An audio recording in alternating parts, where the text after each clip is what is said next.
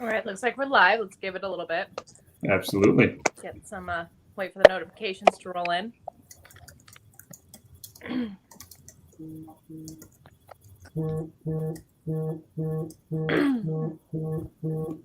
So many notifications. Somebody. I just wanted to wait for him. No. Crazy, I right? don't have the notification that we're live. Well, I assume that we are. So, hey, everybody. If you're here, welcome to Punk Rock Saves Lives Wednesday PMA Chats. I'm Mackenzie. Rob is unfortunately not here with us today, but we have myself, we have Dan, and we have four wonderful guests, many of whom, especially if you follow the mental health chats. I just got that echo. If you follow the mental health chats, we have a lot of familiar faces for you. We have Heather, we have Robin, Marnie, and Jenny all here to talk with us today as we talk about suicide prevention and awareness. It is Suicide Awareness Month of September. So that said, we're just going to dive right into it. I'm just going to kind of let everybody introduce themselves, talk about their day. Let's start with Dan. I am doing good. Been scattered this week, but it's been nonstop raining for 2 days straight here, and feels very odd to have that. Nice. Yeah, no, it's raining here too. It was actually supposed to snow last night. I know it snowed in Denver.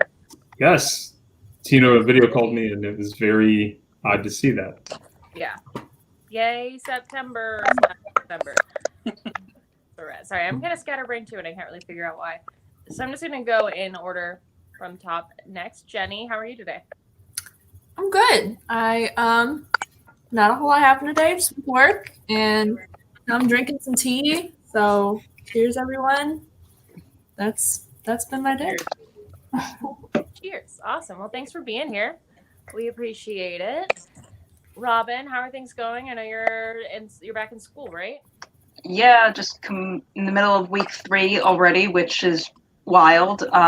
Getting used to online learning is a trip. My eyes are so raw by the end of the week just from staring at a screen, but it's going good so far. I'll be back in the classroom soon. Yeah, I'm sure that'll be much easier, but I'm proud of you for getting through it and adapting to the eyesores. But thanks for being here too. Heather, how are you doing?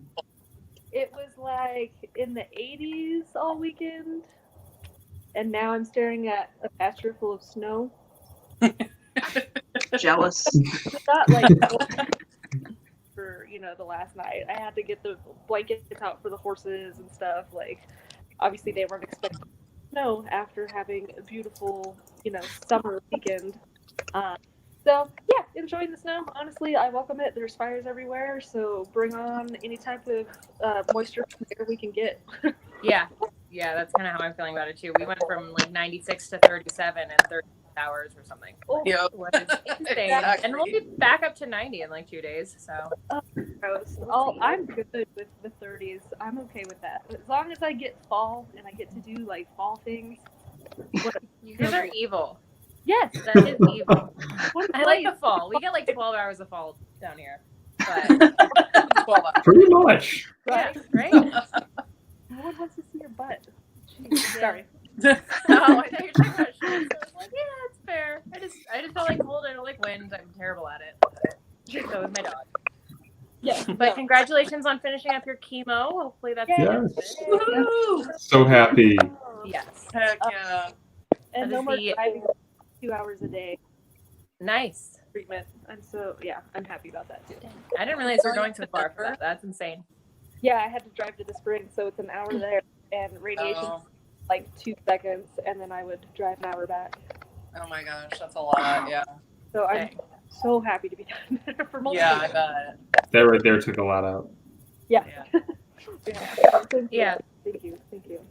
Yeah, I can't imagine having to drive home after all that. So yeah, made for long days. yeah, I'm glad you don't have to deal with it anymore. Hopefully, fingers crossed. Yep. Not for 3 more months. Yay! All right, and Marnie, last but definitely not least, how are you doing today? I'm doing good. I don't have any complaints. Like Heather, I'm loving the cooler weather and happy to see our fires going out. I actually went into the office today which is kind of strange. I've been working from home since March, and every once in a while I'll go into the office and almost felt like a real person for a minute.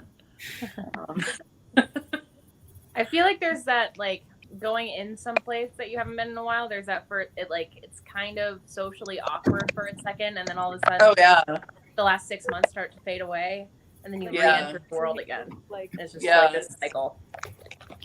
for But, sure. It's weird. but it's a nice change of pace. So I'm glad you got to do Absolutely, something. Yeah. Good. Awesome. Well, as this is going to be more of like a mental health chat, considering our subject, I know Dan has resources and has kind of like a plan. So I'm going to kind of pass off the leading to him. That's completely fine. Thank you. Yeah. As Mackenzie mentioned, this is National Suicide Awareness Month. It's a hard topic to discuss, no matter who you are, whether you've been through it, whether you've had a family member or friend. It's something that is very difficult to become easy by any means.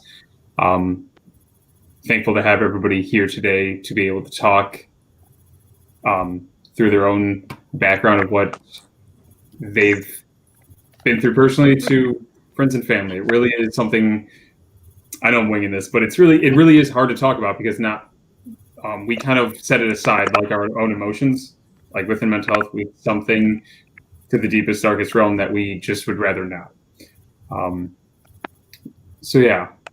Also, please, anybody comments, as always, we're always thriving off of them and always welcome to them, as always. So I'm going to interject, as I tend to do, Dan, is you always open up these rabbit holes for me, and it's amazing. I love it because I want to be that. I want to make mistakes.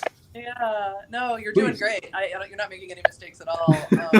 Especially, I literally just pushed you onto the bus. So, So, we said on it. yeah, with me, like I work really hard to normalize a lot of stuff with mental health, and I think that suicide is another one of those things that I think is really, really important to normalize. Not that it's something that we need to minimize, but rather like lots of people have these thoughts, and there's a lot of people that are really afraid to say talk to a friend or talk to a doctor because they're so afraid that they're immediately gonna freak somebody out or get rushed off to the hospital or the police called. And I think it's important to just have these conversations and be willing to hear somebody when they say, hey, I've got this thing going on, and not completely lose your mind over it, and kind of mentally prepare yourself for that. Yeah, there's nothing worse than feeling so alone that you feel like that's kind of your only way out, and then feeling more alone because you don't feel like it's something that you can talk about with anyone. Yeah. A lot of my own patients, even who know they can talk to me, they're often afraid to tell me, like, hey, I've been having those thoughts again. And, it's important to know. So anyway. Yeah, sorry, Robin, I had to jump in there. No, it's fine. And I just want to piggyback off what Marnie said, and as well as Kristen in the comments about normalizing talking about suicide. I think we need to start that, we need to push aside two myths. One, that people say that they are contemplating taking their own life to get attention, and that it's selfish. And I think those are two myths you need to push against, because it's not selfish. And to look at somebody who's maybe comes to you and confides that they're having these thoughts, and for you to say, oh, that's selfish of you because you have a job, you have family, you're demonizing them. That's like making somebody feel worse. That's making somebody feel more withdrawn, that maybe they're a terrible person, they don't deserve to be here. So I think we need to change that, flip that narrative first off. And in flipping that narrative, we can start to engage with people. If somebody comes to you, oh, I'm having these horrible thoughts, look at them as another person just coming to you with something to talk about. It doesn't make them any less of a human. They're not looking for attention, and it sure as hell isn't selfish. Yeah, that's like a guilt trip to put on people, that somebody who's feeling that bad is definitely not needing. So yeah, very good points.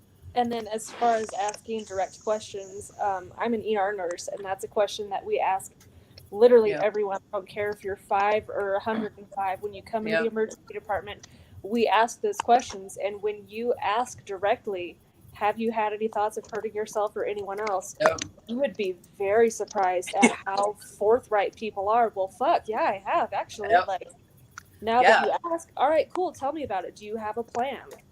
Right. So that's the next question that we ask that is so important, because a lot of people have had those thoughts, but if you're to the point where you actually have a plan in place, Mhm. then we really need to stop what we're doing and focus Yeah. on. It's kind of like a. Go ahead. No, well, no, there is a big difference there, and that, you know, like you, Heather, I ask everybody, Yeah. you know, hey, you know, how are you having the suicidal thoughts? I'm like, oh, it's just the thoughts, and then, you know, then we talk a little bit more, you know, is it just the thoughts that are kind of running through your head, or, you know, are you actually thinking about a plan and a way to do it? And like, it's amazing what people will say. If you're just flat out direct. Yeah, and I've used that approach with friends too. Not even with a professional hat on. You Yep. know, when somebody's telling me that they're really depressed, I won't hesitate. Like, you can tell kind of sometimes in their mannerisms that they're reluctant, and say, look, are you thinking of killing yourself? You know, let's talk about it. Yeah. And sometimes that's the only way they are going to open up, is when you just flat Yep. out, the book is open, here we Yep. are. And that's back to the normalizing about it. You know, if you're not scared to ask it, they're less likely to be scared to talk about it too. Exactly. Yeah. Even just Yeah, it is such a gentle, like very fragile subject, and it doesn't necessarily have to be, but it is one of those things. Like anytime I've had to ask a friend that question, I get nervous to do so. Yeah. You know, or every time it's been asked to me, it's actually easier than I'd ever expect it to be. Yeah. And it's kind of, you know, I've been asked that question a lot. I've been in hospitals and been arrested more times than I'd like to talk about, but you know, every single time you're in the hands of anybody, that's a question that's asked. Yeah. And I think it is sorry. hard to ask. No, I was just saying, yeah, I agree Yeah. with you. It's I mean, on a professional level, no, it's not hard to ask. I ask everyone. On a Yeah. personal, hey, I've known you for 15 years or whatever, it's hard to ask, but I think it's more important to go, okay, well, here we go. I would rather feel uncomfortable or awkward saying something than not. have something horrible happen and have to live with the, you know, the guilt of that. I have to attend that funeral. Yeah. Yeah. Yep. Yeah, absolutely. It should be easier to ask when you know somebody. But I think, at least for me, something that comes up anytime I should ask is sometimes I feel like I've known this person long enough that I should know. You know, I should already know Right. the answer. I should, you know, and it's just kind of a reminder that you can never fully know what's going on in somebody's head. I don't care how No. close you are to somebody. You never totally understand. Absolutely. Yeah. I think another myth too that like definitely needs to be broken is that like if you ask, then it's like putting the idea in their head if they didn't already think Right. about it, and that's so not true. If you're asking someone Exactly. straight out, they will tell you straight out yes or no. Yeah. They already know that, you know, it's out there, it happens, so it's not like they've never heard of it before, so you're not putting the idea in their head. On that note, I think it's also Go ahead.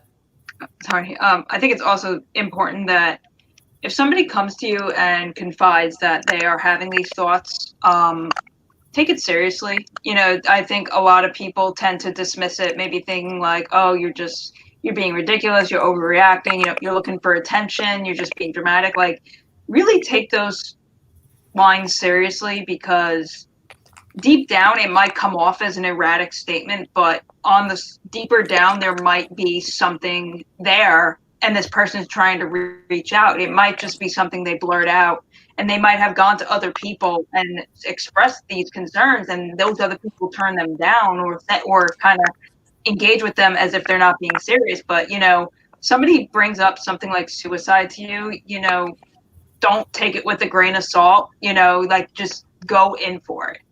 Yeah. You know, especially if somebody else is the one bringing the topic up, explore it. Yeah. Exactly. Explore it. Figure out what it is. You know, like And then Heather has brought up. Figure out, like, is this just a thought? Is this a real plan? Or do you want me to help you? Can I help you?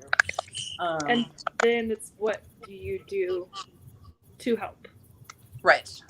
What do they need at that point? Do they need someone to talk to? Do they need you to physically be there? Do they need you? I mean, I've over the years, I've driven to a friend's house with another friend and a crap ton of ice cream. I've driven a friend in the middle of the night to the beach. You know, I've done all sorts of things because I don't know what they need. Right. But I feel like at least if I'm there and showing up, like I care. I don't know. I don't know if there's any one right way, like, oh, you have to do X, Y, Z. But like for each friend, I feel like that was something that maybe they needed. And I don't know, I'd like to say it helped. I think you're right. I don't think there is one single right approach. But being there is the first step, and trusting your instincts is another one. Yeah, for sure. You know, I can tell you myself and my own experience with suicidal thinking. For me, a lot of it is when I can name it at that moment, it takes away a lot of its power. And I don't know how anybody else has dealt with that or experienced that. Like I said, I'm going right for it here. Going straight for the feels, guys. Yeah. But, you know, I've been there. And a lot of times it's really, you're so afraid to say anything. But when you do, for me anyway, it is no longer, it's still scary and it's still horrible to feel that way. But it doesn't feel like it's quite as oppressive, I guess. Yeah. And I think that's where asking about it also comes in, because I think that can be a relief for people to say, oh my gosh. Yes. Yeah. Yeah. And that was before the days of, you know, just flat out asking. Before I was a nurse, before I was trained and all this stuff, I didn't know what to do. I was like, all right, I'm coming. Yeah. We'll figure it out.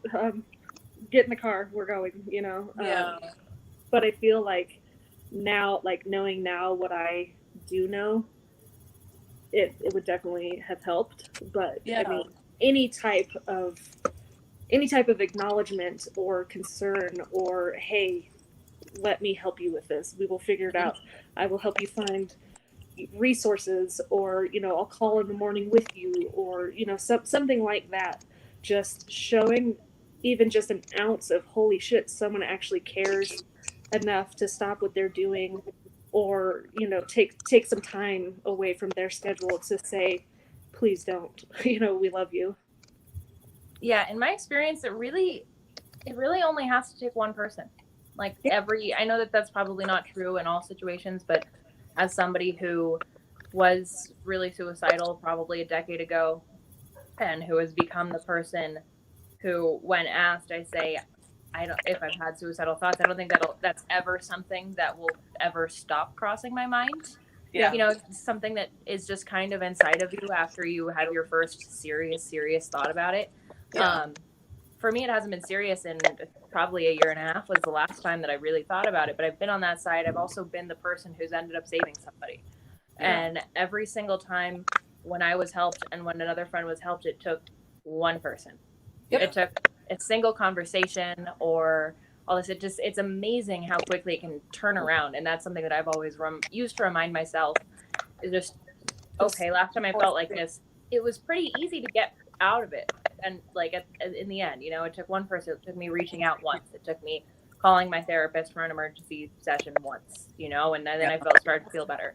And it's just kind of one of those things that as long as you can recognize it, as Marnie's saying, give it that name and realizing what you're feeling and just kind of start to put the pieces together about it and see how you can get out of it, it can happen. Like it isn't something, I say that there's some permanence to it, but it's something that you can decide not to do over and over again. Yeah. I'm glad you called your therapist. Thanks. Me too. By the way. Yeah. By the way. Another fantastic bit of advice, right? Yeah. Call a therapist. Offer to help them call a therapist. Offer, you know. Yeah. Sometimes even picking up the phone is really impossible when you're in that spot too. So something as a friend or an advocate you can do, you know. Yeah.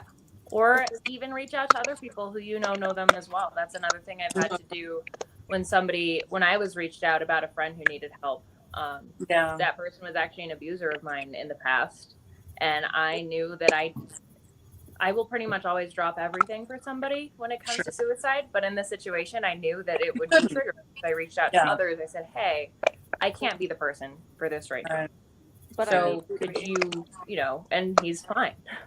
Or he's alive as of right now. That's kind of There are ways. Great insight on your part too, to know that it wasn't worth getting yourself triggered over. Yeah. No, that was hard.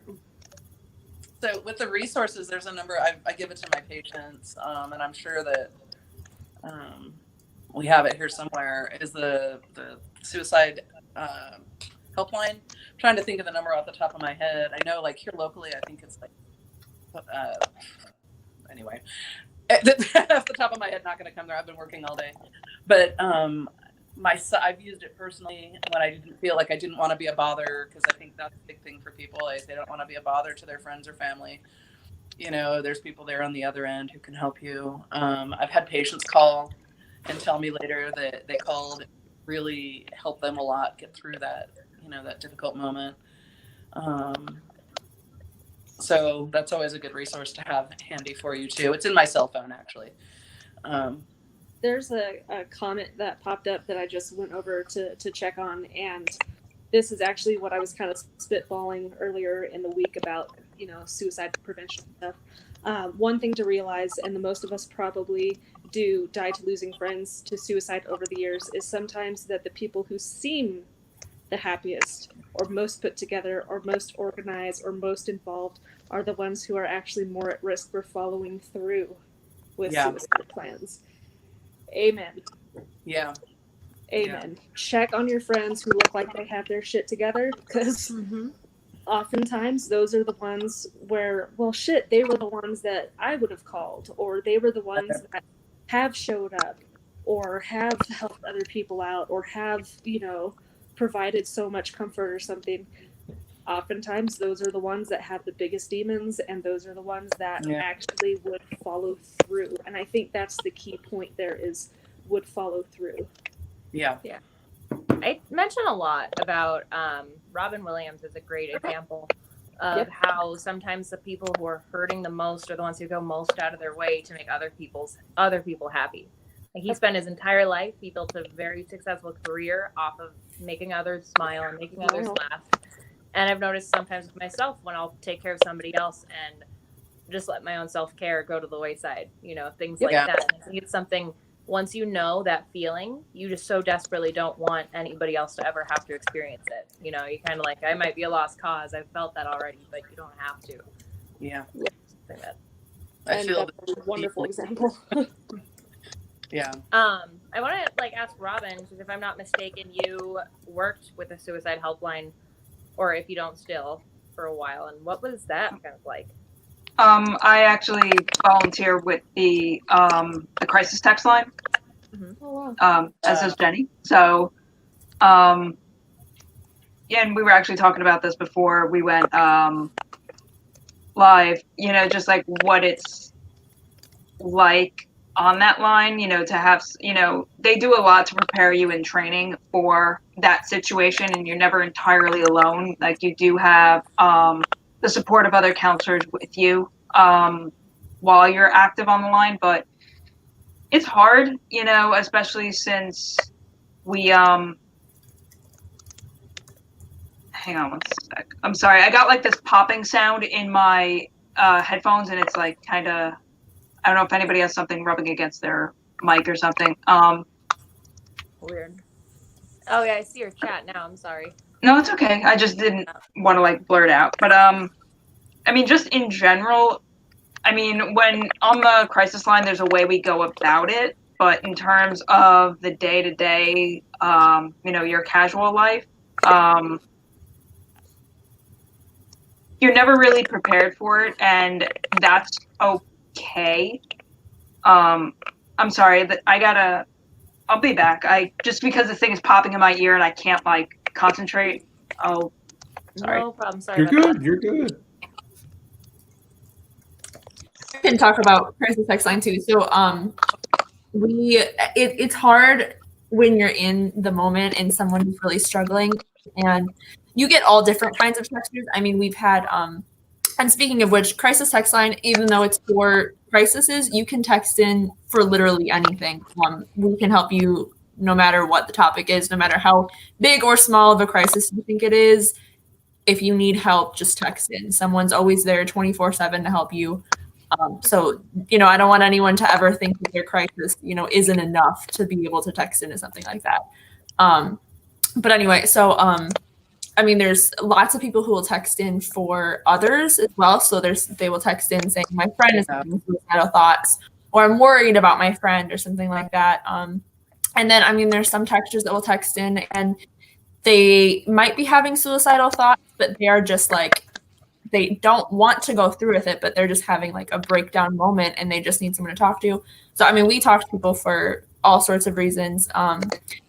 And we risk assess a certain way. So like Heather talked about it before, so yes, we first ask if they've had the thoughts, and then if they thought about how they would go about ending their life, and then if they have the means available to them then, and then if they have the time frame in order to do so. So that's a tool that anyone else can use as well if they're talking to their friend about it, to kind of assess. And if anyone's having suicidal thoughts, 100% you should go talk to someone. If you don't want to, you can't. Totally get it. But that risk assessment, if you don't go all the way up, that doesn't mean they're not at risk or it's not important or they're not serious. It just means that they're not needing immediate 911 help. I think that's really important for anyone to know, that using those kind of steps, they can kind of determine, what someone else may need in that. I'm going to jump in real quick because I've used this resource before and I think it's fantastic just to piggyback off of the third-party texters that we get. And I think this is an awesome tool. I'm going to drop it in the comments. It's how to report suicide on social media platforms. So it's a matter of, say you're talking to somebody on Instagram, Facebook, Twitter, wherever, and you get the impression that maybe something is not right, that this person is contemplating suicide, they have a plan, they have a means, etc. There's actually ways on all these platforms to report it. Oh wow. So it's a good safeguard. I'm going to drop it in the comments. No idea. Yeah, super useful. That's really cool. So, because I don't know if anybody else has noticed this, but there's been an uptick of people going live and who are engaged in some kind of act of self-harm or even taking their own life on social media platforms. And it just goes to show you, please take those kind of things seriously. If somebody is posting that they're having heavy thoughts, that they are posting goodbyes, that they approach you to say goodbye, please take it seriously, because you don't want to the next day all of a sudden see something and be like, wait, why didn't I take that seriously? I should have reached out. Yeah, even if you yourself, maybe it's somebody you really don't know. Maybe it's somebody you know through, maybe, through a friend, or you met once, you're not really close with, but you want to watch out for them. Use these steps and try and get them some help that they deserve. Do you know what then the protocol is with those platforms once it gets reported? Do you know what happens? Is it something where they call the police in their local city, or? I'm not entirely sure. I'm looking through right now for Facebook. It's on page 3 of that thing I posted.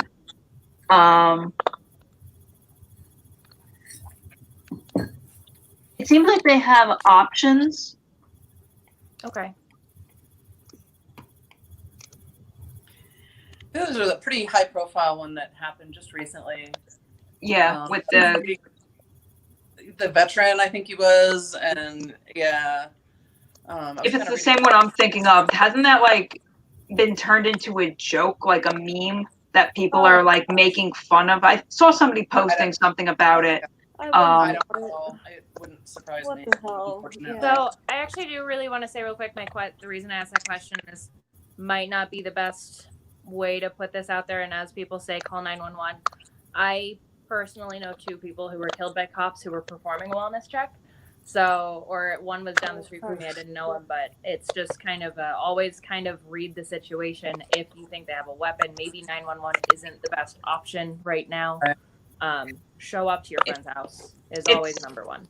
It's interesting you bring that up, and I meant to ask everybody what their thoughts were on that before we went live, because when you, because it came up and it was 8:28, and I'm like, wait, never mind. This is too deep to go into, but calling, it's excellent that you want to look out for your friend who might be in a horrible situation and you want to call 911 because you think, okay, we'll get an ambulance, we'll get you to help, but it's not always so linear like that, as Mackenzie's pointed out, and it might start almost a chain of a chain reaction that might not alleviate the situation. You know, there are other routes you can take. Like, say you do approach somebody who is asking for help and your gut is saying call 911, and maybe they say please don't. You know, please respect that they're asking you not to. Ask them, like, hey, I respect that, but do you mind if I call a crisis line and try and find you help in another way? Because the folks who are in, whether it's the National Suicide Prevention Line, the Crisis Text Line, or any of the other excellent resources out there, they might have alternatives out there where this person can get help and you don't have to bring in potentially calling 911. I know out here on Long Island, we have something called the Dash Crisis Center, and it's like a walk-in clinic, but for mental health. And you can stay there for up to 24 hours, and they have a full staff of counselors, therapists, doctors, and they give you a full, care session. And I think it's excellent that that's even around. It's 24 hours. They actually work in conjunction with the police department, that if the police get a call, they'll defer it to the Dash Center. I don't know how well that upholds, but I know that there is. It should. But there is dialogue there, and it's to the point they also have a mobile team that they'll even send out as opposed to an EMT or a cop, etc. So, why we don't have more of these is a very important question, but there are alternatives out there.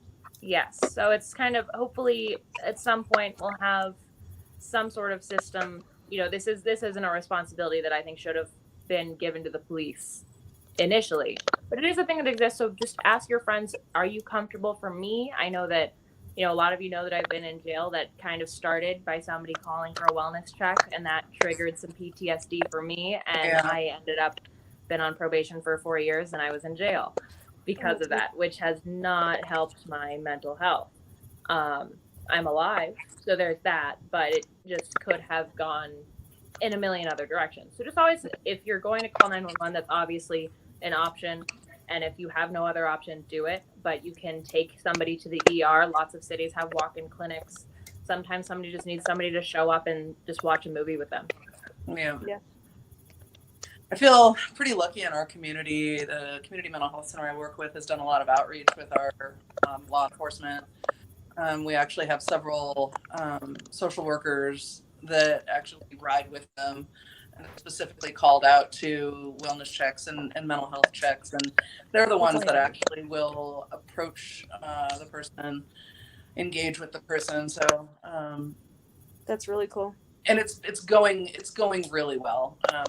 We're a really small town though, with progressive thinking, and I know that's not the case everywhere. That would be nice if that was the case everywhere. Yeah, I mean, I know that the awareness is starting to happen. The recognition of how traumatic it can be to have police breaking down your door, and the bigger problems that can cause. But like I said, I know just from experience working with the community mental health center it's a pretty big topic of discussion in community mental health right now is increasing the mental health outreach, as well as working within educating law enforcement in general on how to talk to and how to engage people that are in crisis. And hopefully that's where we start moving as a whole with society, not, with a lot of other issues. We'll see. That's why we do this. Yeah. That's why we do this. We got to remove the stigma, normalize everything about mental health, normalize feeling low, normalize feeling like you have no further options or you can't move forward, because sometimes you end up at a dead end. We've all done that our entire lives. We were taught to end up in dead ends on mazes and while driving. It shouldn't be so strange to feel that way in your head. Right. That's a good point. Yeah. Yeah. One of the thing things. Oh, good. Go ahead. No, go. Oh, I was just gonna say one of the things that I was talking about or thinking about earlier today was also just if you're feeling that way or whatever, just kind of changing your perspective a little bit. It's very easy to see what's wrong. It's very easy to see what's wrong, but then maybe changing how you view that. Like I was having a conversation with a friend of mine, and we had just had a big dinner and stuff, and I was like, "Man, do you need help with the dishes or anything?" And he said, "No, I used to get really frustrated or overwhelmed, by, oh man, now we got to do all these dishes, and it's so overwhelming. There's so much to do." And then he said, "But then I started thinking, look at all these dishes. I was able to provide this meal for my family, for my friends. Like that is proof right there that things are okay." So just kind of changing how you see things, or I don't know. Like I said, it's very easy to see what's wrong, and it's very easy to pile up what is not going well in your life.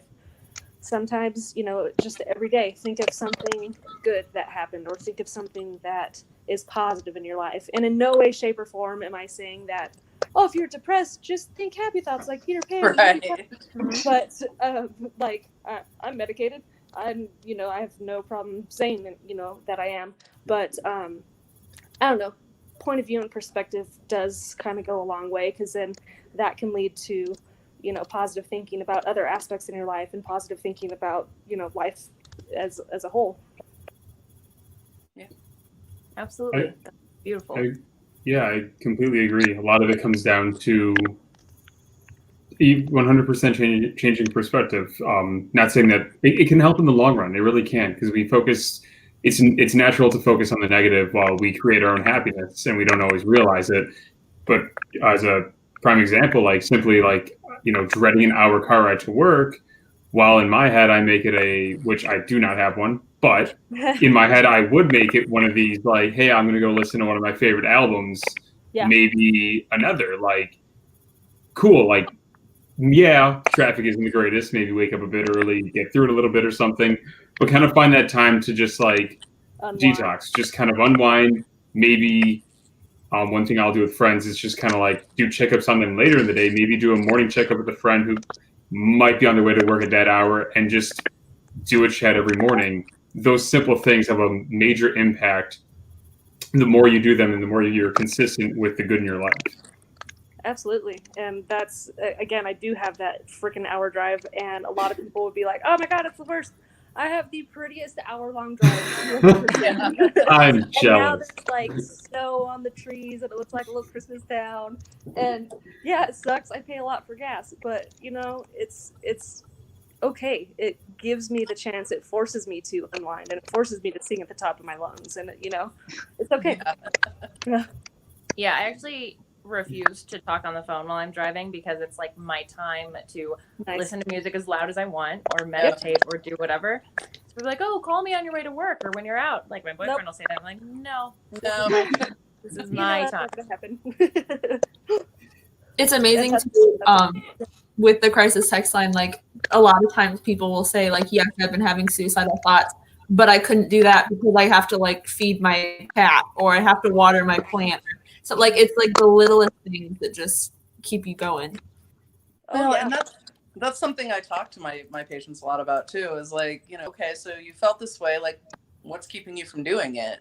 And again, it's one of those really blunt questions that feels like tricky to say, but they'll almost always come up with like, hey, I've got my kids or my dog or whatever they name. And it's amazing how they'll grab onto that. And then you have that information for yourself in the future too. If they're feeling that way, it's like, well, hey, remember, let's talk about your dog, or let's, what are your kids doing right now? And kind of helps with the perspective thing again, Yeah. pull you when I out was a like- little bit. Oh, Yeah, I sorry. love. Sorry. When I was like 19, 20, I brought my dog to work with me every day. I was a veterinary technician, and he came to work with me every day. And my Mastiff is one of the only reasons I never hugged a light pole at 95 miles an hour. That is exactly right. Yeah. That was my dog. One Yeah. thing I really like about that approach, Marnie, and that's something asking somebody just straight out, like, well, what's keeping you here, or what do you want to do before? Yeah. Yeah. It's not a literal question. It's also giving them power. It's, not kind of a relationship where you would sit there and be like, well, you have, your kids and work and bills and whatever. It's like asking them like, no, I'm not, you're giving them the power. Yes. You're not making it that type of dynamic. It's like, no, you're going to pick out the reasons why, and you're going to, Yes. in recognizing that, you empower yourself, Yes. so I really like that mutual very model almost, as opposed to like that kind of top down type of relationship. Very well said. And yeah, I'd kind of that's the other side of it is helping them identify their strengths. Because again, sometimes when you're that low, it's impossible. You can't think of anything, you think, my whole family would be better off without me, but my dog really, really needs me. And He does. When I was younger, it really was a lot of like, I'd be thinking about it and be like, okay, especially if I was in high school, I'd be like, okay, this is, I'm going to do it this time, but I'm going to wait. This show is this weekend and I really want to see that band. And of course, back then it was before I'd seen a lot of bands. So it was a lot of times seeing them for the first time. It's like, I don't want to go out without seeing them first. Yeah. And then I would automatically feel better. And that's why Punk Rock Saves Lives means something deep into my bones, like it really, really does. Nowadays it's things like this little guy who is pathetic to survive on his own. So so he doesn't eat when I'm not home. So oh, buddy. Yeah. Yeah, and this So I more often can't. than Papa said. Oh. I totally So, get it. yeah, point is everybody needs to get a dog or a cat or a lizard or Done. Yeah, something that is completely Of course. reliant on them. Like Yep. human Yeah. babies will grow up eventually and there are programs in place to make sure that they'll survive. But get yourself an animal baby that no one else is gonna care about. Get something with no thumbs. Yeah. It's a thing you have to feed for the entirety of its life. Guaranteed. Even a fish. Yeah. Yeah, even a fish. Or a frog or a snake. Exactly. Doesn't have to be fuzzy. Or Lesson you of can the have day. babies. Get Babies something are that cute does too. not have opposable thumbs. Yeah. Monkeys, they will betray you. They will help you with it. Monkeys are scary. Primates are a no-go for me. Yeah. And then it will eat you when you're done. Exactly. They don't care. So no primate clause in that stipulation. Yeah, anything but primates. Just leave it at that. Oh, Maybe man. parrots. I don't know. I think a parrot might help you as well, having owned one my entire life. I think Fair. it would have been fine. They might not have opposable thumbs, but those feet. Yes. Yeah. If you have a parrot, you have to have a will first, okay? The parrot will find a way to survive, but you just need to make sure that you've set it up in your will. And They'll this live might to be be getting a 120. little too dark, so I'm sorry. Let's change But this. Go back. then that goes on to coping mechanisms of how you deal with important topics and stuff like that. And a lot of it comes down to dark humor. And Yeah. if dark humor didn't exist, I couldn't do my job as an ER nurse. I would say as nurses. Honestly, a lot of normalizing something, I think, is being able to laugh about it too. Exactly. We've talked about these in our Monday chats before, actually, about how it actually, as sometimes morbid as it can be, it actually gets us by, and it's not in any way an attack on anyone too in the process, nor is it at ourselves. It's just kind of an attack into the air. And That's it can kinda relate- why it's not- Get it off your shoulders in a way, especially release if tension. you're not somebody who release felt it. endorphins. Probably Yeah. don't joke about it around people you don't know. You never know what somebody's going through. You don't want to be triggering, but if you're sitting here with people who have been in the same boat as you, you can feel free to set it free. Yep. Yeah, absolutely. Let's see here. Pets We have a for comment that says, or a husband who can't survive on his own. So that's everyone. I just saw that. Thanks, Tammy. Yep. a really, really great comment. Thank you for that, Tammy. Also Don't they fair. usually have opposable thumbs? Not always. But, Or they don't know how the can opener works, I don't Well, know. then there's that. Yeah. I used to joke that my dad wouldn't be able to make his own, which is totally a lie. He's an amazing cook. He can make prime rib like the best of them. But, it was always my mom's. Like, my mom always had dinner ready and stuff like that. So, just a ha-ha joke, but it's not. Yeah. Damn, now No, I that's want what my dad is. I I mean, my dad lived in El Salvador for 3 years, so he's very much will not waste anything. And so as he gets older, and he's also had like a colostomy at one point, I get really terrified about how expired he's willing to let something be. So I'm just like, I'm just gonna feed my dad. Yeah, It's just what he uses terrifies me. that is true. My parents' pantry is a force to be reckoned with. Stuff that should have expired when I was in 2nd grade, probably still in there. Oh my gosh. Oh yeah, I think Food I never I goes think he has bad, Taco right? Bell hot sauce packets from when I was 5. Like, it's Oh, I'm pretty sure those are still okay. And if there was maybe a taco from Taco Bell in there, it would probably be okay still. also be okay. Yeah, that's Just, fair. just throwing it out there.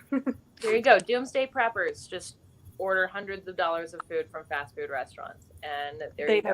They never decompose. Never. McDonald's they did French that- fries for all eternity. they did a What? thing, yeah. I was gonna say it was Super Size Me, wasn't it? Mm-hmm. And she Maybe. like had different. I think it foods. might have Yeah. been, yeah.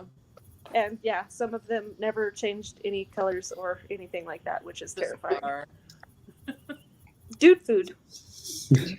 Your food should be at least remotely alive somehow, as in it will change over time. Yes. Did it grow on something? Yeah. Right. Okay. Anyway, let's maybe get back to. So Yeah, I. You in the top. So no, you're good. So I'm gonna see if I can try to make this work. I know Marty probably knows a decent amount about it amongst a lot of us, but Talkspace is a great way to be able to be in contact with a licensed counselor on the spot and on the go. Straightforward as it says, 24/7 access. You're able to reach out whenever you need. No appointments or commuting needed, which obviously during this time is a phenomenal thing. Not just the commuting, but no appointments on the count that we are all very scattered with our schedules more than before. Not just home life and work life, but even within ourselves. Ongoing support, express yourself in real time. Seamlessly switch therapists at no extra cost, which right there is great because many know, like anything else in life, it's trial and error. You never do find out. The first one's never per se the perfect. It's probably a small percentage.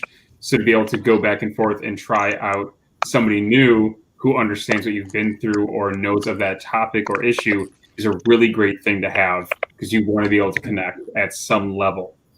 And flexible plans to meet your needs and lifestyle. It's a great tool. One of the best quotes I've ever been given within our Monday chats is even if you don't have a reason to go to a therapist, because we all feel like we need a reason to go to a counselor, a therapist, psychologist, you don't really have to. It's kind of this thing that's revolved around it that there's a problem that needs to be solved when sometimes it's not that there isn't if you aren't going for a problem, but sometimes just that openness of a third party is actually healthier than family and friends and yourself. Because everybody's going to always try to do that, the best thing for you and actually kind of give you the answer you want when therapist is going to give you the answer you actually need, which is why I can tell Martin's shaking her head agreeing. And you know personally, very much so. you know personally than any of us. I actually want to add something to that real quick. As somebody who's seen my therapist fairly consistently for 4 years, except for when I ghosted her for like 3 months in the beginning because I didn't think I needed it. I've been there. Yeah, we've all been there, and I'm glad yeah. I came back. The days in which I feel I don't need to be there, she doesn't always press me on something, or she doesn't always, like she obviously disagrees with me most of those times, but she doesn't push me on it. But the times when we end up just sitting there for an hour and having great conversations end up being kind of some of my favorite appointments because it allows the two of us to get to know each other even better, and she can be of more help to me on the appointments that I'm like, I've been waiting a week for this. So Awesome. and it's my 2 cents on seeing your therapist even when you really don't feel like you need to. And it's so important to find a therapist that you are comfortable with. If you try one out and you don't click, don't stop. Please don't stop. Find another one. It just Right. until you find someone that you really feel that you can trust and put your confidence in and be able to open up to it. I mean, when I lost my husband 5 years ago, I was sent to the VA, and I had the worst therapist. I can't even put into words how horrible she was. And, for a lot of people, if that was it, that would have been it. Like, okay, Right. done, never going back again. But it's so important to find someone that you feel you can open up to. So if it takes a couple times, please take a couple times. It'll be so worth it in the end. And I want to add to that, don't necessarily try to find somebody who you think you just relate to. It's really easy to find somebody who you think you would hang out with outside of this. And as somebody, so my therapist who I've been seeing for 4 years, initially my mother found her because I was kind of being forced to find a therapist. And I would have liked to search on my own, but my uncle was the lead psychologist for our public school system, all that. She had the resources to find somebody good, but I resented the fact that I didn't choose my own. And luckily for me, she ended up working out really well, and I really appreciate her presence in my life. It's a very motherly presence, which I think is something that I need. But there was another time when I had to go through some substance abuse stuff, and I was able to choose my therapist in this group of therapists, and she sucked. Like, I chose my own and we got along great, but as far as a therapist for me, like, I'm not saying that she's bad at her job, but it just was not what I needed. Yeah. And I didn't realize the importance of any of that until when I was incarcerated and I had one person I could talk to, and I just had to accept what I was given. And that's when I realized that sometimes it's just what you have.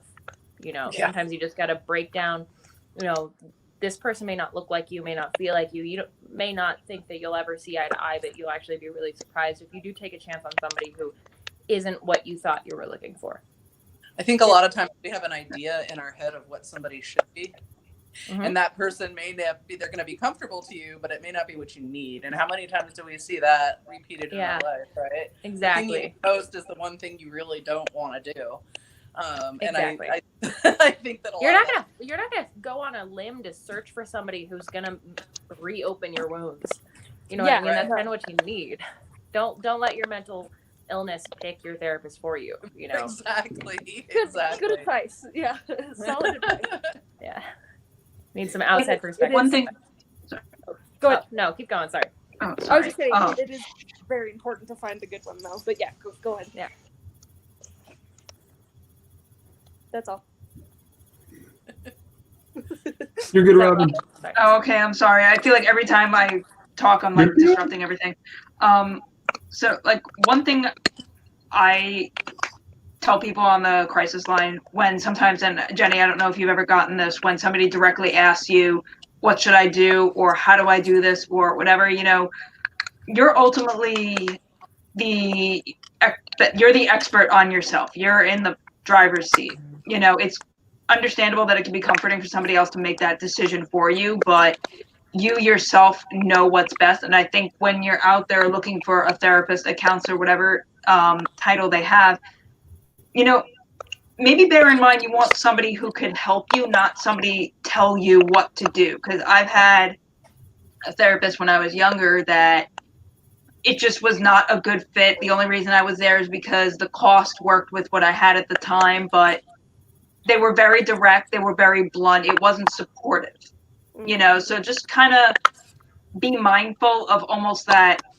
paternalist kind of vibe and dynamic you can develop with a therapist. A therapist should be there to help you, to guide you, but I hate saying this, but for me, the sign of a therapist that you may not want to continue with is one that tells you what to do and what not to do. Because, in their head, they might sit there and be like, well, clearly in their own worlds, they'll be like, well, break up with this person. Don't go to that party, focus, stay home and do your schoolwork and don't go out with your friends. But, there has to be that line. So kind of maybe bear that in mind. And you might not get that really understand that dynamic that you and this person have until maybe 4 or 5 sessions in, maybe even a year in. I felt fortunate that the current person I'm seeing, she and I hit it off like right away. But, just, I think be mindful of the way, I guess, their approach or how they go about trying to help you. Yeah, that makes sense. Absolutely. because you know that you should break up with the guy or that you shouldn't go to the party. Like you know that. Like you need someone that's going to provide more insight. Like I don't know. It's easy to tell someone, well, then don't do it, duh. But Right. anyone can tell you that. Like that's not their job. Yeah, You know. Yeah, therapist The isn't job your is to help life you understand. coach. It's you make decisions for yourself, and your therapist is there to kind of like help you through Yeah. To guide you. what that entails. You know, to help you Process through it. that change, Work help through you. things. Yeah, Yeah. but they shouldn't be telling you how to live your life and what No. which job to I take. totally 'cause agree. it's- Yeah. I always I don't forget. know. Sorry. Go ahead. Go Oh, ahead. Robin, go. Please. I don't like the person I'm seeing now. She was the first person in my, however many years of seeing people that, will talk. She has this approach where it's all right. Tell me what's up, and let's like work backwards. Let's find the root cause, and then let's address that, and then work our way back up. And it's just something I never experienced before. And I definitely, in my own, work, I kind of draw on her method. So I don't know. It felt very mutual. You know what I mean? Like it's somebody who I can go to on those days where you can just sit there and shoot the shit more than you can just like talking about X, Y, and Z. So yeah, sorry. Yeah. No, that's perfect. It actually goes along with the comment I was bringing up because I always forget I can do this. But a good therapist is also someone that can give you additional resources to help reach your goals. Therapist is truly someone who cares without getting completely connected like family. That is the goal. It's to be able to get you to reach your goal, but also you put in the work at the same time, because that is half of what needs to be done is you giving your part, no different than a day-to-day task or work Yep. at times. Yep, absolutely. So the last thing I wanted to bring up is the great partnership we have with Hope for the Day. Hope for the Day is a nonprofit who focuses on proactive suicide prevention and mental health educational programs. I went to a 3-hour seminar in Chicago in January and met their educational director and became good friends with him. I love all the work they do. They are no different than the level we do. They've just been doing it for a longer amount of time. It's that middle point to reach more, but get the information and tools you need. They have weekly peervention and peer-to-peer workshops and things we don't say, both going over what is. So like the peervention is the educational toolkit for adolescent, teen, and young adults, focusing on understanding mental health and the power of self-expression. So it's to open them up and have them understand what they might be trying to grasp on a minor scale to go to a larger scale.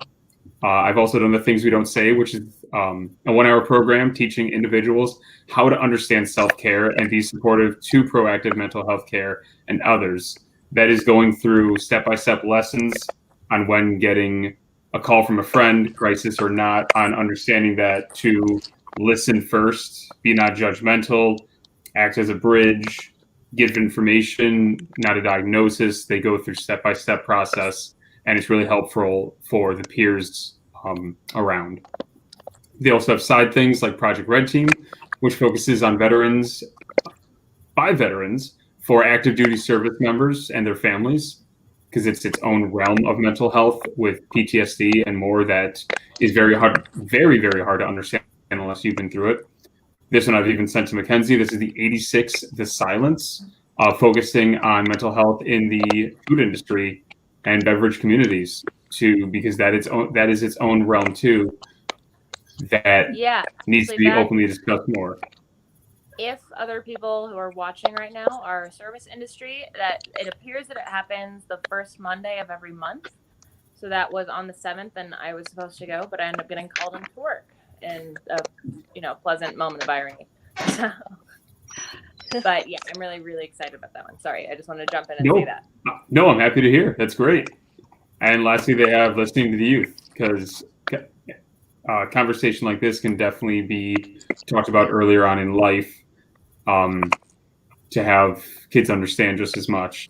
They have weekly and monthly classes, Red Teams Monthly. They have a website, I'll throw in the comments, a link to free classes to be able to get on the same ground as them and the lessons they teach. It's that middle ground. It's no different what we're doing. That's the greatest part, is they have the tools that I love to use for us. Hoping to get someone from there on in the future. Great family. But yeah, that's one of the main things I wanted to bring up. Awesome. Well, I think that we are actually pretty much exactly at an hour. I feel like we'll wrap this up. As always, we're gonna throw everybody in a loop real quick. Bring up, I think I'm gonna make it a little bit more specific, but if you could bring up a band or a record or a song that has helped you, that screaming at the top of your lungs has helped you feel better or helped just kind of pull you out of a really dark space. Let's just kind of talk about it, and maybe people can kind of start from there if they haven't found that for themselves yet. Dan, I'll start with you. You have music that you suggest for dark times, or what has helped you specifically? So I have a ton, more than most maybe should. No, I've got an absolute ton within the playlist that I made for PRSL. I'll post it in the comments. I have a whole mix that I listen to of a lot of reggae, very optimistic, to anything that many would kind of laugh at, that they don't always realize the depth within or continuously listen to an artist. But even for me personally, the oddest side part of me is bands like Linkin Park and Papa Roach. Many laugh at me for simply with Papa Roach, but I know Jacoby's been through suicide himself, their singer, and the lyrical depth, but within the songs, but the simple lyrics are phenomenal.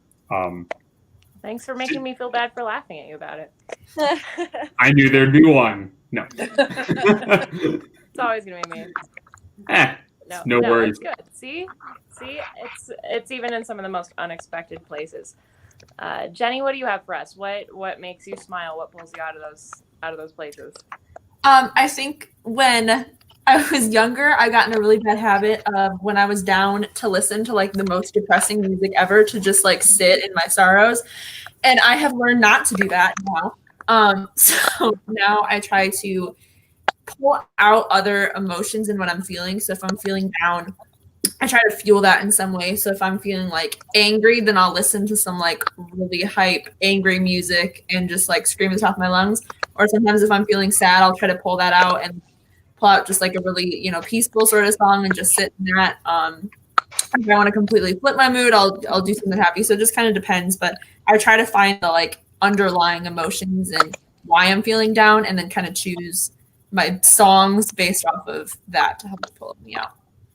That's really smart, actually. I'm gonna have to start maybe putting a little bit more thought into mine.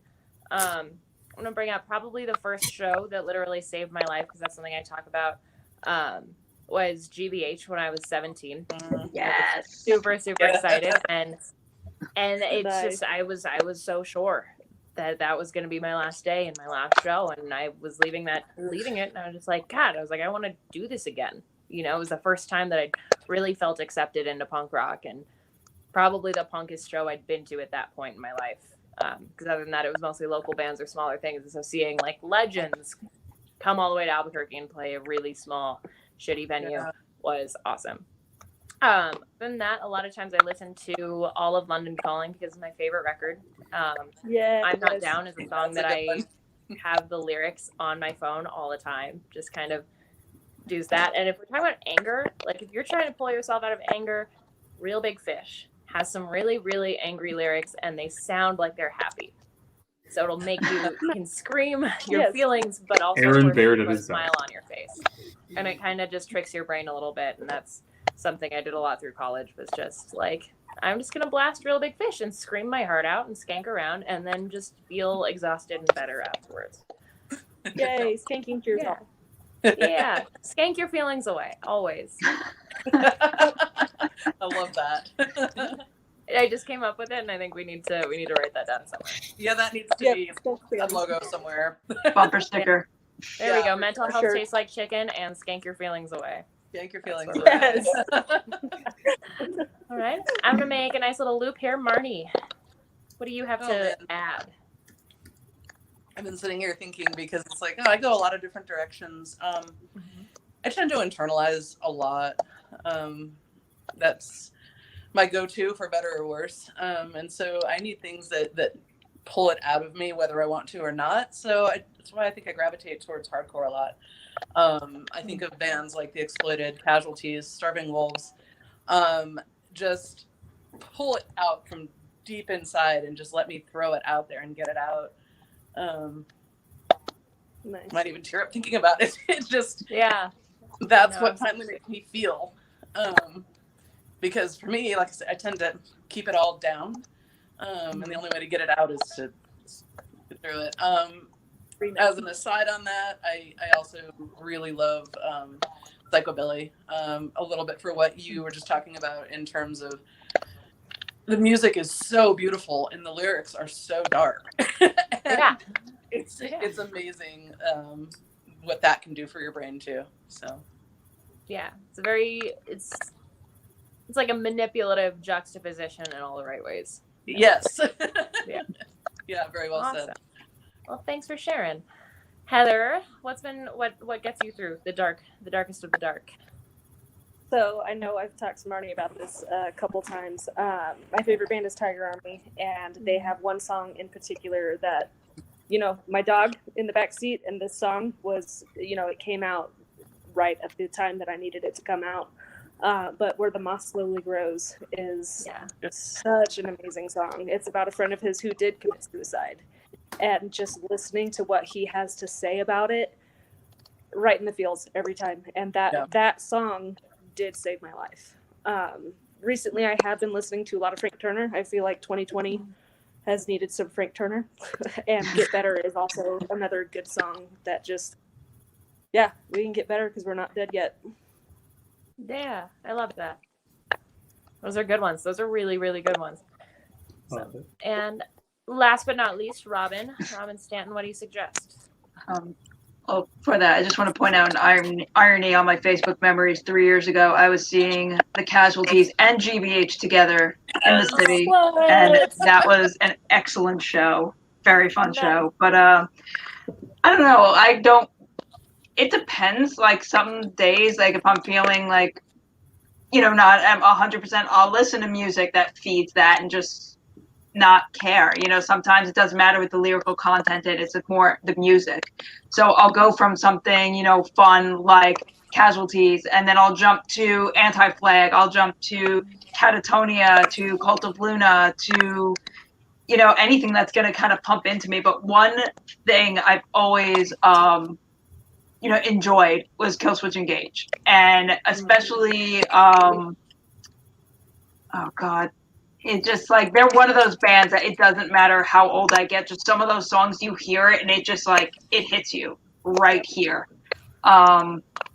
So yeah. That's awesome. And I remember they were actually the first band I went to see alone because I was having some problems. I couldn't get anyone to go to shows with me at one point, and I was like super down. And then I realized like I was holding myself back from going and enjoying these, moments because I had to do it alone. And finally I was like, you know what? I'm not letting this hold me back. And they were the first band I went to go see by myself. And somehow I made it to the front, which I never normally do. And I just remember like, you just lose yourself in that moment. So for me, they were like, I kind of connect them with a point of confidence for myself that I could still go and have fun by myself. Now that you say that, I think that GBH show was the first thing I went by myself to as well.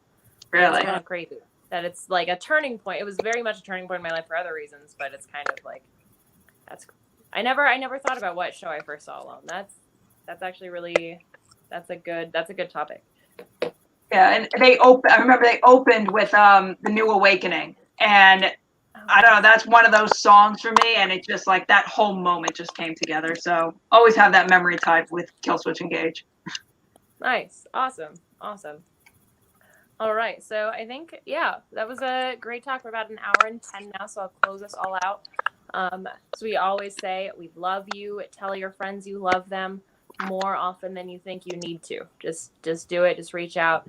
If all of you watching could text 3 people and just tell them that you love them, I think that could probably make the world a little bit brighter today. And as always, thank you so much for being here and joining us. We love you, and we'll see you next week. Love it. Take Bye. care. Thanks so much.